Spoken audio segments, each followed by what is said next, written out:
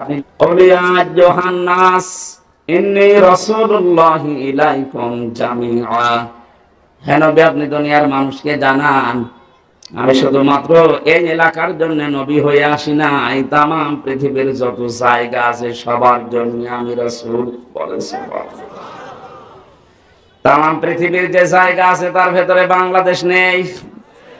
বলেন বলেন, যদি বলেন 1450 বছর আগে বাংলাদেশ ছিল, হাসিল। এই জায়গাটায় যে ওই সময় আল্লাহর নবী মুহাম্মদুর রাসূলুল্লাহ সাহাবী ইসলাম নিয়ে আমাদের দেশে আগমন করেছিলেন, তার প্রমাণে রংপুর বিভাগের লালমনিরহাট জেলার পাটগ্রাম থানায় একটা মসজিদ পাওয়া গেছে যার বয়স 1475 বছর। হিসাব করে দেখতেছে মৃত্তিকা গবেষণাগার যারা আছে মাটি পরীক্ষা করে, ওখানে যে সাল লেখা ছিল মসজিদের উপরে, ওই মাটি গাজীপুরের মৃত্তিকা গবেষণাগারে পরীক্ষা করে দেখা গেছে এর যা বয়স ওই সময় বিশ্বনবী দুনিয়ায় 3 বছর জীবিত ছিলেন।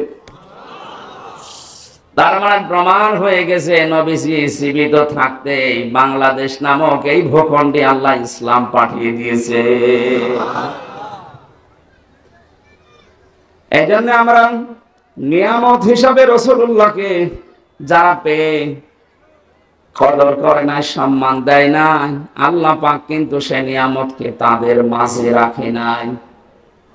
উনি জন্ম নিয়েছিলেন মক্কায়, কিন্তু কিয়ামত পর্যন্ত থাকবেন উনি মদিনায়। যেখানে আসলেন ওখানে কিন্তু বেশি দিন ছিলেন না, 63 বছরের ভেতরে মাত্র 53 বছর ছিলেন। কত বলেন বলেন, 53 বছর মাত্র জীবন কাটিয়েছেন সে মক্কায়। আর ওই 53 বছরের পর থেকে বাকি 10 বছর এবং এই 1450 বছর একাধারে যিনি যেখানে আছেন তার নাম মদিনা। তার নাম কি? ওই মানুষগুলো এত বেশি শ্রদ্ধা সম্মান জানিয়েছে, সাহায্য করেছে রাসূলুল্লাহকে, আল্লাহ এত বেশি খুশি হয়েছিলেন তাদের উপরে, কিয়ামত পর্যন্ত তাদের বুকের মাঝে আল্লাহ রাসূলকে রেখে দিয়েছে। মানুষ শুধু যদি হজ করতে যায়, সে ফরজ হজ নফল হজ যাই হোক, মক্কা বাদে হজের জায়গা আর আছে নেই। আপনি যদি শুধু মক্কাতে হজের কাজগুলো করতে পারেন আপনার হজ হয়ে যাবে, মদিনায় না গেলেও হজের ক্ষতি হবে না।